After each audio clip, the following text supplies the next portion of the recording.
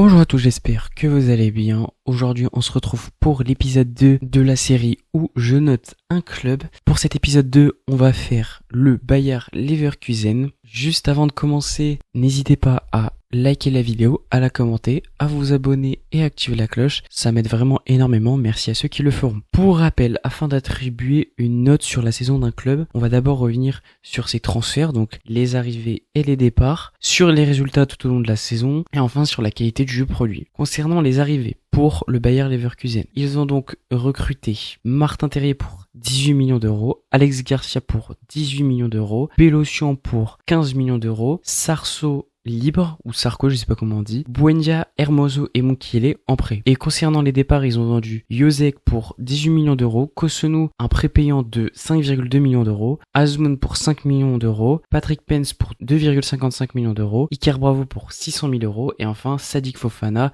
libre. Donc pour ce mercato, on voit que c'est un mercato d'ajustement pour Leverkusen qui amène quelques éléments qui sont plutôt là pour faire souffler les titulaires et pas pour réellement prendre une place dans le 11 de départ. Leverkusen garde également tous ces éléments majeurs pour continuer sur sa lancée de l'année dernière et confirmer son nouveau statut en Allemagne mais aussi en Europe. Pour la saison, le premier match pour Leverkusen, c'est déjà un trophée puisque c'est la Super Coupe d'Allemagne face à Stuttgart. Et au terme d'un match serré où Leverkusen joue une grande partie du match à 10, ce sont les tirs au but qui vont désigner le gagnant après un score nul de 2 partout. Leverkusen l'emporte 4-3 au tir au but et remporte donc son premier trophée de la saison. Le second trophée, c'est bien évidemment la Coupe d'Allemagne et malgré une opposition sur le papier facile, Leverkusen se défait difficilement de Lena au premier tour, score final 1-0. Le second tour, lui, est beaucoup moins difficile avec une victoire facile 3-0 face à Elsberg. Dès les huitièmes de finale, ça se complique puisque le Bayer fait face à l'ogre allemand, le Bayern de Munich. Et dans un match tendu de la première à la dernière minute, c'est finalement les Rouges et Noirs qui s'imposent avec un score de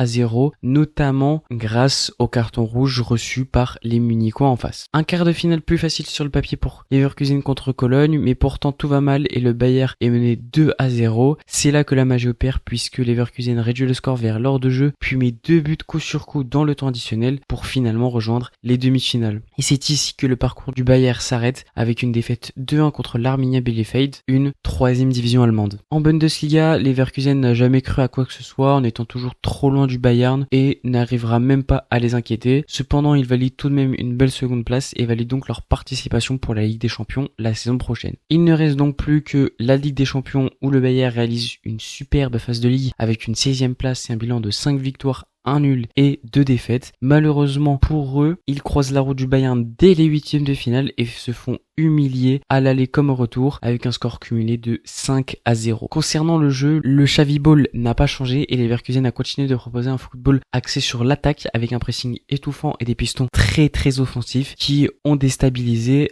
nombre de défenses tout en restant solide défensivement, même si c'est vrai que c'était un petit défaut de leur part. La note finale pour le Bayer Leverkusen sur cette saison 2024-2025, pour moi c'est un 13 sur 20. Malheureusement, Leverkusen remporte qu'un seul trophée et c'est le moins important. La Super Coupe d'Allemagne, c'est qu'un seul match. Voilà, on va pas se mentir que ça vaut pas grand chose. Mais le principal, c'est d'avoir confirmé le statut de ce club en Allemagne avec une place de dauphin, mais aussi d'avoir confirmé son statut en Europe avec un 8e de finale de Ligue des Champions. Dommage de sortir en étant totalement humilié face au Bayern sur, je rappelle, le score de 5-0. Voilà, c'est la fin de cet épisode et cette vidéo. J'espère qu'elle vous aura plu. N'hésitez pas à dire ce que vous en avez pensé en commentaire. Vous pouvez vous aussi me donner votre note pour le Bayer Leverkusen. N'oubliez pas de me follow sur tous les réseaux, que ce soit TikTok ou Insta où je republie des segments de mes vidéos, donc vous prenez celui qui vous arrange et vous le regardez. Je suis aussi bien évidemment sur Twitter, je vous mets tous les liens en description, vous n'avez plus qu'à cliquer pour me follow. Et moi je vous dis tchuss.